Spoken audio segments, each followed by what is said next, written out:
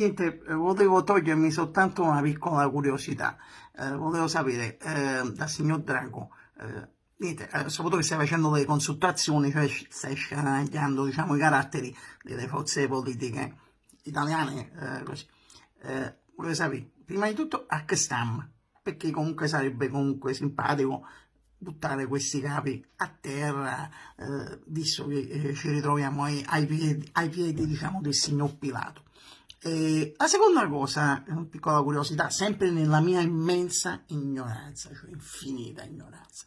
Lo sapete, siccome ho visto che tutti quelli che vengono alle consultazioni escono proprio contenti, cioè della natura bocca, diciamo, perché veramente stai mettendo a disposizione, però stai dando ragione a tutti quanti e tutti quanti stanno dicendo cose opposte tra di loro, diverse, diciamo. E tu già hai pensato come lo fa? Cioè, nel senso, cioè, c'è una strategia in testa quando è il momento che questi capi giungono alla terra che devi fare il governo. Come fai, visto che la ragione a tutti quanti, i promessi, cose, a tutti quanti, cioè già mi immagino una scena, no? Tipo, Salvini veniva da te, Renzi che si abbassava la sofa, sai, tu, presidente, stai aspettando.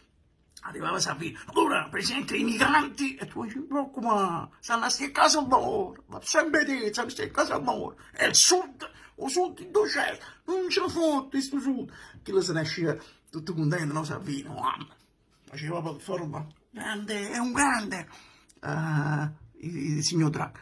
Arrivava perché, una cosa pazzesca, è una cosa di reddito di cittadinanza. Tu dici, avete fatto una cosa geniale, voi siete numero uno.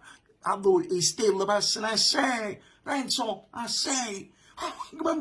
E se ne scende pure Beppe Grillo, se ne è sceso contento. Zingaretti l'hai preso sul sentimento perché fa Montalbano sono, fratello numero uno, guaglio, ma sono nice. Eppure Zingaretti se ne è uscito contento. Ma come mettono, cioè nel senso, ci hai pensato?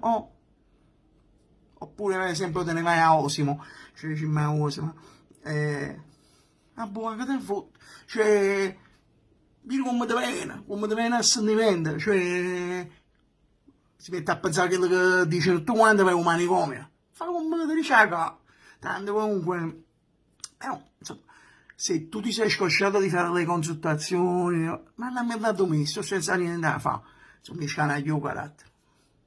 Grande signor Drago, viva l'Italia!